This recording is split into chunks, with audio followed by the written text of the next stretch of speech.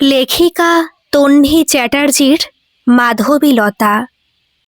Metro station থেকে বেরিয়েই সঞ্চিতা দেখতে পেল সামনের চায়ের দোকানে রথিনদা দাঁড়িয়ে আছেন। প্রায় উল্টো দিকে ওদের অফিস। সঞ্চিতা কাছাকাছি আসতেই চায়ের ভাঁড়টা ডান হাতে নিয়ে বাঁ হাতের কবজিটা ঘুরিয়ে সময়টা দেখে রথিনদা বলে উঠলেন, এই দেখো, আজকে তুমি লেট, আমি তোমার থেকে আগে চলে এসেছি।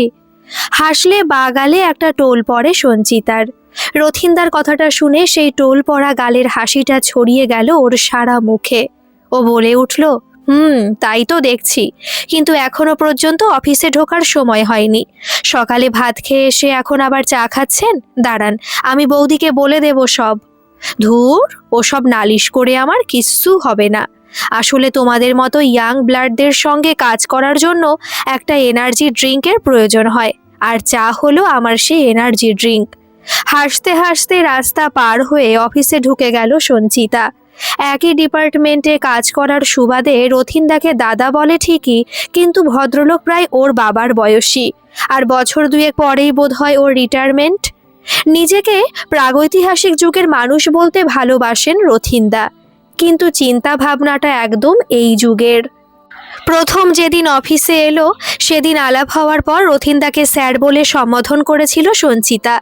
সঙ্গে সঙ্গে ভদ্রলোক বলেছিলেন, দেখো, আর যাই হোক স্যার বলে ডাকবে না আমাকে, একদম স্রেফ দাদা। যদি নাম ধরে ডাকো তাহলেও কোনো আপত্তি নেই আমার। খুব অবাক হয়েছিল সঞ্চিতা এরকম একজন মানুষকে দেখে। সেই দিন থেকে ওর সিনিয়র আপার ডিভিশন ক্লার্ক এই ভদ্রলোক সঞ্চিতা রথিনদা। লিফটে উঠতে উঠতে নিজের মনেই হাসছিল সঞ্চিতা কথাগুলো চিন্তা করে। সল্টলেকের সেক্টর 1-এ সঞ্চিতার অফিস। বছরখানেক হলো চাকরিতে জয়েন করেছে ও। এই সময়ের মধ্যে একদিনও লেট মার্ক পড়েনি অফিসে। খাতায় কলমে অফিসে হাজিরার সময় সকাল 10টা। নিয়মের বেড়াজাল ভেঙে সেটা 10:30টায় গিয়ে ঠেকেছে। সঞ্চিতা চেষ্টা করে ঠিক 10টার মধ্যে অফিসে ঢুকে পড়তে। সকাল 7:30টার মধ্যে বাড়ি থেকে বেরিয়ে পড়তে হয় ওকে। 8:11 ট্রেনটা ধরে কল্যাণী স্টেশন থেকে, তারপর শিয়ালদা থেকে আবার ইস্ট ওয়েস্ট মেট্রো ধরে অফিসে পৌঁছায়। সোম থেকে শুক্র প্রচণ্ড ব্যস্ততার মধ্যে কেটে যায়। শনি রবি ছুটির দিন দুটো আবার কাটে অন্য রুটিনে। আলসেমি করে, বেলা করে ঘুম থেকে ওঠা, অসময় চা জলখাবার খাওয়া, সারা সপ্তাহের জমে থাকা কথাগুলো মা বাবার সঙ্গে শেয়ার করা, আবার তারই ফাঁকে একটু আধটু পড়াশোনা করতে হয়। এর মধ্যে অফিসের পড়ে থাকা কাজও এগিয়ে রাখতে হয় খানিকটা। চোখের পলক ফেলতে না ফেলতেই ছুটির দিন দুটো হুশ করে কেটে যায়। তবুও তারই মধ্যে অফিসের পরিবেশটাকে খুব মিস করে। অফিসে কাজের ফাঁকে ফাঁকে বন্ধুদের সঙ্গে অল্প স্বল্প আড্ডা চলে। রতনদা মাঝে মাঝে এসে চায়ের কথা জিজ্ঞেস করে যায়, আবার ফাইলের জন্য তাগাদা দিতে আসে। এরই মধ্যে আবার বাইরের লোকজনের সঙ্গেও কথা বলতে হয়। তবে এই কাজটা এখনো পর্যন্ত খুব কমই করতে হয়েছে সঞ্চিতাকে। সাধারণত অফিসে বসে অনলাইনে সমস্ত কাজগুলো করে সঞ্চিতা। বাইরে গিয়ে ফিল্ড ওয়ার্ক এখনো পর্যন্ত করতে হয়নি। রিয়া, বিক্রম, মানসী, অর্ণব ওরা এই সব কাজগুলো করে। যেসব প্রজেক্ট চলছে সেগুলোর কাজ ঠিকমতো হচ্ছে কিনা সেটা তদারকি করতে হয়, আবার মাঝে মাঝে রেইড করতে হয় বিভিন্ন জায়গায়। 10টার মধ্যে আসার চেষ্টা করে বলে অবশ্য ঠাড়ে ঠোরে কম কথা শুনতে হয় না সঞ্চিতাকে। এই তো সেদিন সুনন্দাদি ক্যান্টিনে লাঞ্চ ব্রেকে বলেই ফেললেন, দাঁড়াও, নতুন নতুন চাকরি তো তাই এত পাংচুয়াল।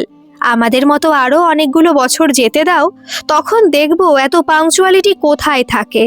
কথাগুলো যে ওকে উদ্দেশ্য করে বলা হচ্ছিল সেটা সঞ্চিতার বুঝতে বাকি থাকে না। বেশ খারাপ লেগেছিল সেদিন। এই 1 বছরে ভালো মন্দ অনেক অভিজ্ঞতাই হয়েছে সঞ্চিতার, সবটুকু জমিয়ে রেখে দিয়েছে বুকের মধ্যে। কখন যে কোন অভিজ্ঞতাটা কাজে লেগে যায় বলা তো যায় না। একই সঙ্গে জয়েন করার সুবাদে বেশ কয়েকটি বন্ধু হয়েছে। ওদের মধ্যে কয়েকজন কলকাতার বাসিন্দা, 2-1জন কলকাতার কাছাকাছি থাকে, কেউ কেউ আবার পিজিতে থাকে। সঞ্চিতার মতো এত দূর থেকে কেউ যাতায়াত করে না। চাকরিটা পাওয়ার পর অনেকেই বলেছিলেন কলকাতায় পিজির ব্যবস্থা করে নিতে, কিন্তু সঞ্চিতা রাজি হয়নি। বাবা মাকে ছেড়ে থাকতে ইচ্ছে করেনি। বাবা মাও একমাত্র মেয়েকে চোখের আড়াল করতে চাননি।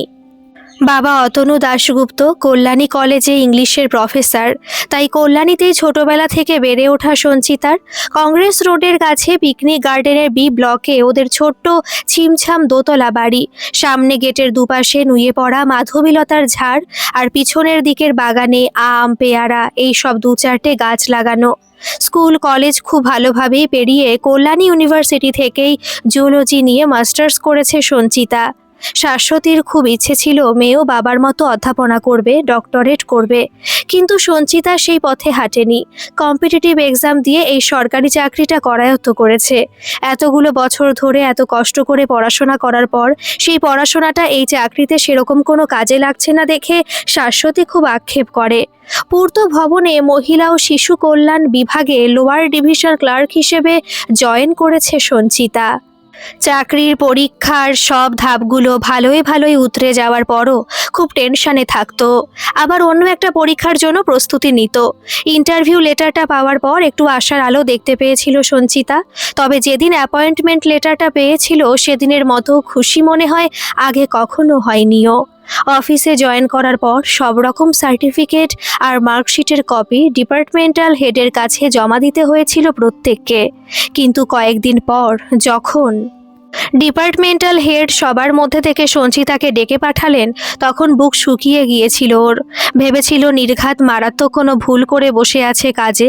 দুরু বুকে একরাশ দুশ্চিন্তা নিয়ে হাজির হয়েছিল ওদের departmental head IAS officer Malay চক্রবর্তীর কেবিনে। আরে এসো এসো, তুমি তাহলে সঞ্চিতা দাশগুপ্ত? স্যারের কথায় সায় দিয়ে মাথা নাড়তেই মলয়বাবু বলে ওঠেন, তোমার তো ব্রিলিয়ান্ট রেজাল্ট, তা তুমি অধ্যাপনার দিকে না গিয়ে এই চাকরিতে এলে কেন? এখানে তো তোমার পড়াশোনার কদর কেউ করবে না, শুধু গতবাধা কিছু কাজ করে যেতে হবে তোমাকে। মাথা নিচু করে দাঁড়িয়ে থাকা ছাড়া আর কোনো উপায় ছিল না সঞ্চিতার। মাকে যেভাবে বলা যায় স্যারকে তো আর সেভাবে বলতে পারবে না।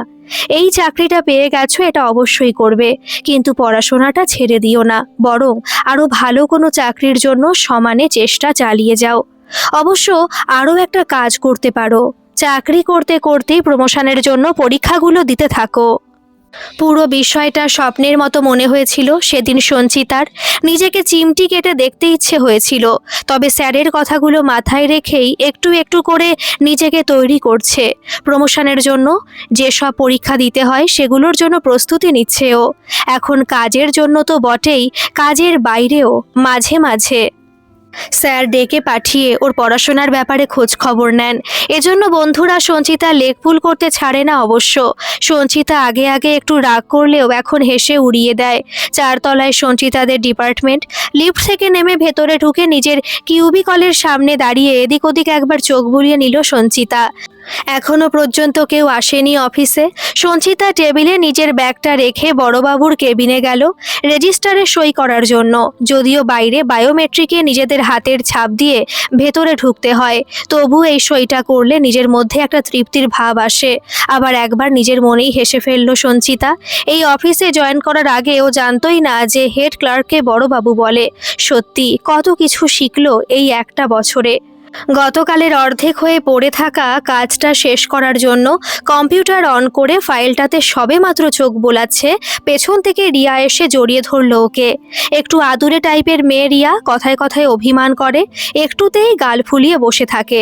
একটু প্রশ্রয়ের হাসি হেসে সঞ্চিতা বলল, কি ব্যাপার, সকাল সকাল এত আদিক্ষেতা, কোনো গুড নিউজ আছে নাকি? সঙ্গে সঙ্গে ওকে ছেড়ে দিয়ে অভিমানী গলায় বলে ওঠে, রিয়া, কি বললি আদিক্ষেতা? তুই এরকম বলতে পারলি? হ্যাঁ, গুড নিউজ তো একটা আছে, কিন্তু বলবো না, যা এখান থেকে। ও সরি, ম্যাডামের আবার মুড অফ হয়ে গেলেই বিপত্তি। নে বল শীঘ্রই যা বলার, কাজটা শেষ করতে হবে লাঞ্চের আগেই। ধ্যাত, রাখতো তোর কাজ। শোন না, আজকে অর্ক ডিনারে নিয়ে যাবে বলেছে। ও তাই ম্যাডাম আজকে খোশ মেজাজে রয়েছেন? খুব ভালো কথা, এখন পালা এখান থেকে, আমাকে কাজ করতে দে, আর নিজেও একটু কাজে মন দে। পরশুও রথিনদার কাছে বকুনি খেলি। কি রে তুই, এই অফিসে রথিনদার কাছে মনে হয় একমাত্র তুই বকুনি খাস? কোথায়, তুইও তো বকছিস। এবার হেসে ফেলে সঞ্চিতা। আচ্ছা, আর বকবো না, এবার যা তো পালা। হাতের কাজ শেষ করতে করতে প্রায় দুপুর পেরিয়ে গেল। বেশ খিদেও পাচ্ছে এখন সঞ্চিতার। এতক্ষণ কাজের মধ্যে খিদেটা টের পায়নি। সেই কোন সকালে দুটো ভাত খেয়ে বেরোয়, তাও এতটা রাস্তা আসতে গিয়ে হজম হয়ে যায় সেই ভাতটুকু। অবশ্য অন্যান্য দিন কাজের মধ্যে এক ফাঁকে একটা দুটো ফল খেয়ে নেয়, কিন্তু আজ তো কাজের চাপে সেটাও খাওয়া হয়নি। ব্যাগের মধ্যেই পড়ে আছে ফল দুটো, কিন্তু এখন আর খিদের মুখে ফল খেতে ইচ্ছে করছে না। ক্যান্টিনে গিয়ে পেট ভরে কিছু খেয়ে নেবে বরং। ফাইলটা রেডি করে সই করার জন্য রতনদাকে দিয়ে বড়বাবুর কেবিনে পাঠিয়ে ক্যান্টিনে যাওয়ার জন্য রিয়াকে ডাকতে যাবে সঞ্চিতা। এমন সময় একটা হই হট্টগোলের আওয়াজ কানে এলো। ঘরের ভেতর থেকে দৌড়ে করিডোরে আসতেই দেখলো ওদিকের ডিপার্টমেন্টের লোকজন ব্যতিব্যস্ত হয়ে ছুটে আসছে। সঞ্চিতা সবাইকে চেনেও না এখনো পর্যন্ত, তবুও তাদেরই মধ্যে অল্প চেনা একজনকে দেখতে পেয়ে জিজ্ঞেস করলো, কি হয়েছে অজয়দা, এত চিৎকার চেঁচামেচি কিসের? আর বলো না, সমরদা ছাদ থেকে ঝাঁপ দিয়েছেন, মনে হচ্ছে বাঁচবেন না। কোনো রকমে কথাগুলো বলেই ছুটলো অজয়দা। বুকের ভেতরটা কেমন যেন করে উঠল সঞ্চিতার। 3-4 দিন আগেও লোকটার সাথে কথা বলল, হাসি ঠাট্টা করলো, আর আজকে সেই মানুষটা নেই হয়ে যাবে। অন্য ডিপার্টমেন্টের লোক হলেও সমরদা অবসর সময়ে মাঝে মাঝেই ওদের ডিপার্টমেন্টে এসে গল্পগুজব করে যেতেন। এদিকে ওদিকে তাকিয়ে রথিনদাকে দেখতে পেল না সঞ্চিতা। নিশ্চয়ই দুর্ঘটনার জায়গায় ছুটে গেছেন। রথিনদা আর সমরদা যে খুব ভালো বন্ধু ছিলেন। কথাগুলো ভাবতে গিয়ে কান্না পেয়ে গেল সঞ্চিতার। নিজের অজান্তেই সমরদার সম্পর্কে ছিলেন শব্দটা ভাবনার মধ্যে চলে এসেছে, কিন্তু ও কিছুতেই অঙ্কটা মেলাতে পারছে না। এত হাসি খুশি একজন মানুষ হঠাৎ ছাদ থেকে ঝাঁপ দিতে গেলেন কেন? সমরদা যে সুইসাইড করতে পারেন এটা ভাবতে গেলেও অবাক লাগছে সঞ্চিতার। মাস 6 বোধহয় বাকি ছিল রিটায়ারমেন্টের। কত পরিকল্পনা ছিল সমরদার। জানিস, সবাই বলা বলি করছিল মাথার এক পাশটা নাকি একেবারে থেতলে গেছে। ছাদের কার্নিস থেকে ঝাঁপ দিয়েছেন শুনলাম। সাদা চাদর দিয়ে ঢেকে রেখেছে সমরদার বডিটা। বাড়ি থেকে লোক এলে তবেই পোস্টমর্টেম করতে পাঠাবে ওরা। এই সঞ্চিতা, কি হলো তোর? শরীর খারাপ লাগছে? একটানা কথা বলে যাচ্ছিল রিয়া। ওর কথাগুলো শুনতে শুনতে হঠাৎ গা গুলিয়ে উঠছিল সঞ্চিতার। তাড়াতাড়ি টয়লেটে ঢুকে হড়হড় করে বমি করলো বেশ খানিকটা। শুধু জল উঠলো বমিতে, গলাটা বেশ জ্বালা জ্বালা করছে। ভালো করে চোখে মুখে ঘাড়ে গলায় জল দিয়ে বেরিয়ে আসতেই দেখলো উদ্বিগ্ন মুখে রিয়া বাইরে দাঁড়িয়ে আছে। তবে একা নয়, সাথে সুনন্দা দিও আছেন। কি রে, ঠিক লাগছে এখন শরীর? নিজের কিউবিকলে বসে সুনন্দাদির প্রশ্নের জবাবে আলতো করে ঘাড়টা নেড়ে সম্মতি জানালো সঞ্চিতা। এবার রিয়াকে ধমকে উঠলেন সুনন্দাদি, তোকেও বলি হারি, তোর কি জ্ঞান আক্কেল সব লোপ পেয়েছে? তুই জানিস না ও একটুতেই উতলা হয়ে পড়ে?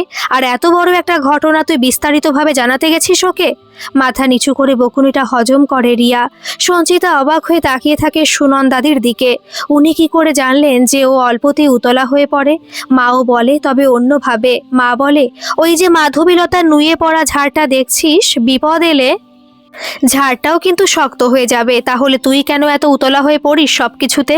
তাহলে কি এতদিন ধরে সুনন্দাদি সম্পর্কে ওর যে ধারণা ছিল সেটা ভুল? কারোর কপালে তো আজকে খাওয়া দাওয়া জোটেনি। ক্যান্টিনের অবস্থাও আজকে সুবিধের নয়। আমি পরোটা আর তরকারি এনেছি, তাই অল্প অল্প করে খেয়ে উদ্ধার করো আমাকে। যা তো রিয়া, আমার ব্যাগ থেকে টিফিন বক্সটা বের করে নিয়ে আয়। সঞ্চিতা, তুই বরং আগে একটু জল খেয়ে নে, তারপর একটু খা, দেখবি শরীরটা ভালো লাগবে। সুনন্দাদির কথাগুলো শুনতে শুনতে সঞ্চিতার কান্না পেয়ে যাচ্ছিল। মাও যে এমনভাবে বকাবকি করে বাড়িতে। আজ আর কাজকর্মে কারোর মন নেই, সবার মুখে শুধু সমরদার কথা। রথিনদা গুম হয়ে বসে আছেন নিজের চেয়ারে। যারা কাজের জন্য এসেছিলেন ওর কাছে, তারা শুধু শুধু ধমক খেয়ে ফিরে যাচ্ছেন। পুলিশ আসতে পারে ওদের সকলের সঙ্গে কথা বলার জন্য, তাই ইচ্ছে থাকলেও অফিস থেকে বেরোনোর উপায় নেই কারোর। বাড়িতে একটা ফোন করে সব ঘটনা যে বলবে সঞ্চিতা, সেই উপায়ও নেই। সঙ্গে সঙ্গে মা এত দুশ্চিন্তা করতে শুরু করে দেবে, তাতে ব্যাপারটা আরও খারাপ হবে। কিন্তু অফিস থেকে কখন বেরোতে পারবে সেটাও তো বুঝতে পারছে না। এমনিতেই বাড়িতে ফিরতে প্রায় 7:30-8টা বেজে যায়। তার মধ্যে আজকের এই দুর্ঘটনার জন্য যে কত দেরি হবে তার কোনো নিশ্চয়তা নেই।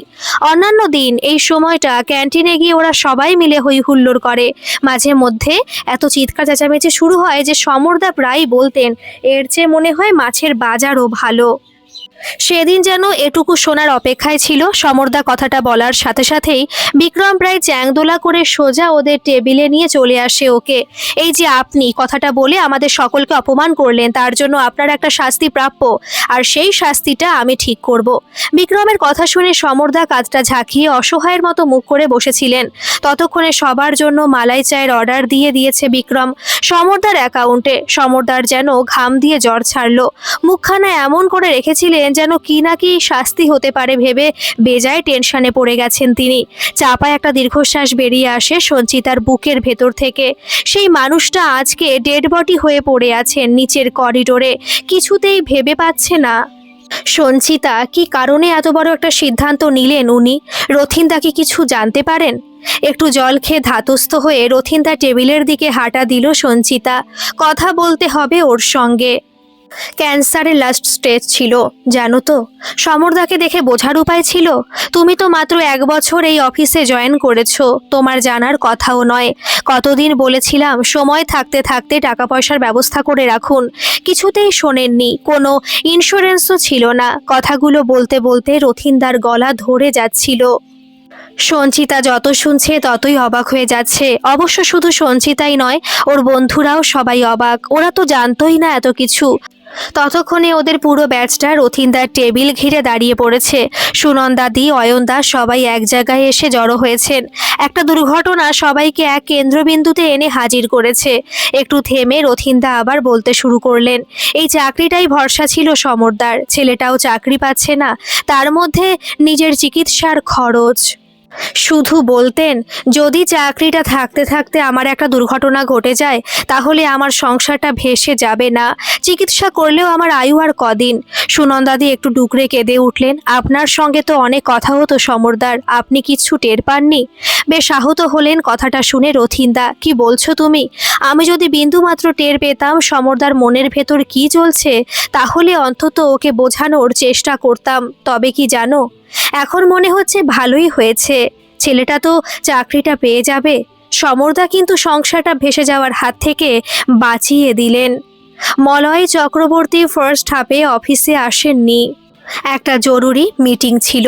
মিটিং সেরে বেরোতেই ফোনে খবরটা পেলেন। প্রায় হন্তদন্ত হয়ে অফিসে এসে সবাইকে নিজের কেবিনে ডেকে পাঠালেন। যদিও সমরবাবু অন্য ডিপার্টমেন্টের, তবুও একই অফিস বলে কিছুটা দায় থেকেই যায়। ততক্ষণে বিকেল গড়িয়ে গেছে। সবারই মনের অবস্থা শোচনীয়। এখন যে যার বাড়ি ফিরতে পারলে বাঁচে। ঘন ঘন ঘড়ি দেখা শুরু করে দিয়েছে সকলেই। সঞ্চিতা ভাবছে আর কিছুক্ষণ বাদেই মায়ের ফোন আসতে শুরু করবে। অফিস থেকে বেরোলো কিনা, ট্রেন পেলো কিনা, ট্রেন ছেড়ে দিয়েছে কিনা, বসার জায়গা পেয়েছে কিনা, কত রকমের প্রশ্ন থাকে মায়ের। মাঝে মাঝে প্রচণ্ড বিরক্ত হয়ে যায় সঞ্চিতা। এক আধবার ফোনও ধরে না ইচ্ছে করে, কিন্তু এই মুহূর্তে ও ভীষণভাবে চাইছে মা ফোন করুক। ছুটে চলে যেতে ইচ্ছে করছে মায়ের কাছে, কিন্তু যতক্ষণ পর্যন্ত না পুলিশ অনুমতি দেবে ততক্ষণ ওরা কেউই বেরোতে পারবে না। যদিও সমরদার বাড়ির লোকজন চলে এসেছে অনেক আগেই। সমরদার শরীরটাকে নিয়ে চলেও গেছে পোস্টমর্টেম করার জন্য। তবুও কিছু রুটিন জিজ্ঞাসাবাদের জন্য পুলিশ সবাইকে থাকতে বলেছে। রুটিন প্রশ্নোত্তরের পর এক এক করে যখন সবাই ছাড়া পেল, তখন মলয় চক্রবর্তী জানালেন সমরদার প্রতি সম্মান জানিয়ে আগামীকাল অফিস হাফ ডে ছুটি ঘোষণা করা হয়েছে। অফিসের পদস্থ কর্মকর্তারা সকলে মিলে এই সিদ্ধান্ত নিয়েছেন। তবে কয়েকটা দিন হয়তো পুলিশ আসা যাওয়া করবে ওদের কাজের জন্য, তাই কেউ যেন অফিস কামাই না করে এই দিনগুলোতে। তাছাড়া সমরদা আত্মহত্যা করলেও পুলিশের সন্দেহের তালিকায় সবাই থাকে, তাই কেউ অনুপস্থিত থাকলে হয়তো সন্দেহের তীরটা তার দিকেই ঝুঁকবে। স্যারের কথাগুলো শুনে বেশ ভয় পেয়ে গেল সবাই। একমাত্র রথিনদা বলে উঠলেন, না স্যার, আপনার কোনো চিন্তা নেই, আমরা সবাই আসব, আর যে কাজগুলো বাকি পড়ে আছে সেগুলো সব ঠিক সময়ের মধ্যেই দিয়ে দেব। কি বলো সবাই? নিশ্চয়ই, কিন্তু এখন যদি না বেরোতে পারি তাহলে আর বাড়ি পৌঁছতে পারবো না স্যার, সঞ্চিতা বলে উঠল। না না, আর আটকে রাখবো না তোমাদের, এবার বেরিয়ে পড়ো তোমরা। হ্যাঁ, তোমাকে তো আবার অতদূর যেতে হবে, এসো এখন। স্যারের কেবিন থেকে বেরিয়ে ব্যাগ গোছাতে গোছাতে সঞ্চিতার কানে এলো, চলো আজকে আমি তোমাকে ট্রেনে তুলে দিয়ে তবে বাড়িতে ফিরবো। রথিনদার কথায় বেশ ভরসা পেল সঞ্চিতা। এত রাত এর আগে কখনো হয়নি, অবশ্য এমন দুর্ঘটনাও তো আগে হয়নি কখনো। শিয়ালদা থেকে 8টা 10-এ লোকালটা পেয়ে গিয়েছিল। অবশ্য রথিনদা না থাকলে বোধহয় ট্রেনটা পেতো না। বিধ্বস্ত হয়েছিল আজকের ঘটনাটা নিয়ে। রথিনদার সাথে যেতে যেতে বাবার কথা মনে হচ্ছিল ওর। সে ছোটবেলায় যখন বাবার সঙ্গে ঘুরতে যেত তখন বাবা যেমনভাবে আগলে রাখতেন ঠিক সেরকমভাবে রথিনদাও আগলে রেখে ওকে ট্রেনে তুলে দিয়ে তবে বাড়ি ফিরেছেন। কিন্তু এই কথাটা আবার বলা যাবে না রথিনদাকে, তাহলেই হয়তো বলবেন হতে পারি তোমার বাবার বয়সী, কিন্তু খবরদার বলছি যদি কখনো কাকু বা জেঠু বলে ডেকেছো সঙ্গে সঙ্গে কথা বলা বন্ধ করে দেব। কপাল জোরে বসার জায়গাও পেয়ে গেল সঞ্চিতা। ব্যাগ থেকে মোবাইলটা বের করে দেখলো মা বাবার অনেকগুলো missed call, text message, WhatsApp, কিচ্ছু বাকি রাখেনি মা। তাড়াতাড়ি ফোন করলো মাকে। ফোনটা হাতে নিয়ে বসেছিল বোধহয় মা। রিং হওয়ার সাথে সাথেই ফোনটা ধরলো। কী রে, কোথায় তুই? কতবার ফোন করেছি দেখেছিস? এদিকে চিন্তায় চিন্তায় অস্থির হয়ে যাচ্ছি আমরা। একটা মেসেজও তো করে দিতে পারতিস। তোকে ফোনে না পেয়ে শেষে রিয়াকে ফোন করলাম, ওর কাছে সব শুনলাম। তুই ঠিক আছিস তো? ট্রেনে উঠেছিস শুনলাম, খাওয়াও তো হয়নি সেরকম কিছু। এখন তাহলে আপেলটা খেয়ে নে। ভাগ্যিস হেডফোন লাগানো ছিল সঞ্চিতার কানে, না হলে আশেপাশের সবাই মনে হয় পুরো ঘটনাটা জানতে পেরে যেত। এক নাগাড়ে এতগুলো কথা বলে মা একটু থামতে কথা বলার সুযোগও পেল। আস্তে মা আস্তে, আমাকে একটু কিছু বলার সুযোগ দাও। আমি ঠিক আছি, ট্রেনে উঠে পড়েছি, বসার জায়গাও পেয়েছি, কিন্তু এখন কিছু খেতে ইচ্ছে করছে না। একেবারে বাড়িতে গিয়ে ফ্রেশ হয়ে খেয়ে নেব, আর বাদবাকি সব কথা বাড়িতে গিয়ে বলি। এখন রাখছি, কেমন? এই ফোন রাখবি না, কি বলছি শোন আগে। একা একা আসবি না, বাবা যাচ্ছে স্টেশনে। ট্রেন থেকে নেমে বাবাকে একটা ফোন করে নিবি দয়া করে। সাবধানে আয়, রাখছি। মায়ের সঙ্গে কথা বলে মনটা একটু হালকা হলো সঞ্চিতার। সত্যিই তো একটা মেসেজ করে দিতে পারতো, দেরি হবে ফিরতে এই বলে। আসলে সেই সময় মাথায় কাজ করছিল না একদম। এখন আবার রিয়ার জন্য একটু মন খারাপ লাগছিল ওর। বেচারি খুব আশা করে বসেছিল আজকে অর্কর সাথে ডিনারে যাবে বলে। একটা দুর্ঘটনা সব যেন ওলটপালট করে দিল। হঠাৎ করে সঞ্চিতাকে যেন সব দিক থেকেই বড় করে দিয়েছে। আজকের ঘটনাটা না ঘটলেও জানতেই পারতো না। একই মানুষের মধ্যে দুরকম সত্তা বিরাজ করে সবসময়। একটা বিশাল উপলব্ধির সামনে এসে দাঁড়িয়েছে সঞ্চিতা। এই মুহূর্তে মায়ের কোলে নরম আশ্রয় চাইছে সঞ্চিতার মনটা। আগামীকাল থেকে আবার একটা নতুন দিনের শুরু। অফিসে সে চেনা পরিবেশ থাকবে, শুধু থাকবে না একজন মানুষ। মা ঠিকই বলে, সব রকম পরিস্থিতির জন্য নিজেকে প্রস্তুত রাখতে হবে, মাধবীলতা হয়ে উঠতে হবে। না, নুয়ে পড়া মাধবীলতার ঝাড় নয়, যে মাধবীলতার মৃদু অথচ সুন্দর নরম গন্ধ আছে, যে মাধবীলতা বিপদে শক্ত থাকতে পারে, সেরকম দৃঢ় চরিত্রের। গল্পটি কেমন লাগলো অবশ্যই কমেন্ট করে জানাবেন, আর ভালো লাগলে একটা সাবস্ক্রাইব করে আমার পাশে থাকবেন। ধন্যবাদ।